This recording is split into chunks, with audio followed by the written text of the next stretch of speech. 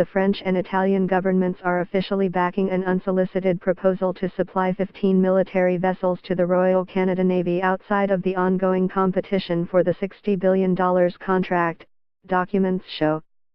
The French and Italian ministers of defense submitted a letter last month to their Canadian counterpart, Harjit Sajjan, stating that they fully support the joint bid by Naval Group and Fincantieri to replace the RCN's existing frigates and retired destroyers.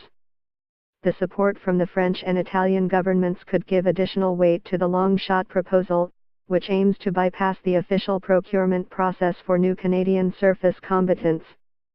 Under the umbrella of an intergovernmental agreement, we will provide project management support so that the Royal Canadian Navy can operate the purchased warships, sustain their operational capabilities and manage their evolving capabilities throughout their entire life cycle, said the letter from French Defense Minister Florence Parly and Italian Defense Minister Roberta Pinotti. Story continues below advertisement. The submission from Naval and Fincantieri has shaken up the process put in place by the federal government to acquire 15 new vessels. Halifax-based Irving Shipbuilding is the government's prime contractor, with a competition underway to select a warship design. Defense industry sources said the leading contender in the process is a joint bid by US-based Lockheed Martin and British-based B Systems. The same sources said only 3 of the 12 pre-qualified bidders submitted a formal proposal by the November 30 deadline, a number the federal government will not confirm. Under Canada's defense policy unveiled earlier this year, the federal government is planning to get its first Canadian surface combatant in 2026, with the entire project costing between $56 billion and $60 billion. Under the Franco-Italian proposal, the 15 vessels would also be built at the Irving shipyard.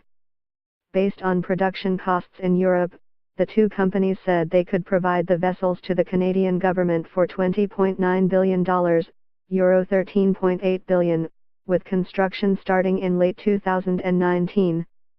The bid from Naval and Fincantieri was unsolicited, essentially relying on the possibility that none of the bidders under the existing process will be deemed compliant. The defense industry sources described the offer as a Hail Mary that could succeed if the ongoing process unravels, like many previous military procurements. Everything depends with what happens with the process that is underway right now, said David Perry, senior analyst at the Canadian Global Affairs Institute. If they can get 2 compliant bids or ideally all 3, I wouldn't see a need to go back and do a comparison with the Naval/Fincantieri bid. The federal government said this week that it will not even analyze the unsolicited bid. Story continues below advertisement. Story continues below advertisement. To be clear, any proposals submitted outside of the established competitive process will not be considered, Public Services and Procurement Canada, PSPC, said in a statement. The submission of an unsolicited proposal at the final hour undermines the fair and competitive nature of this procurement, suggesting a sole source contracting arrangement.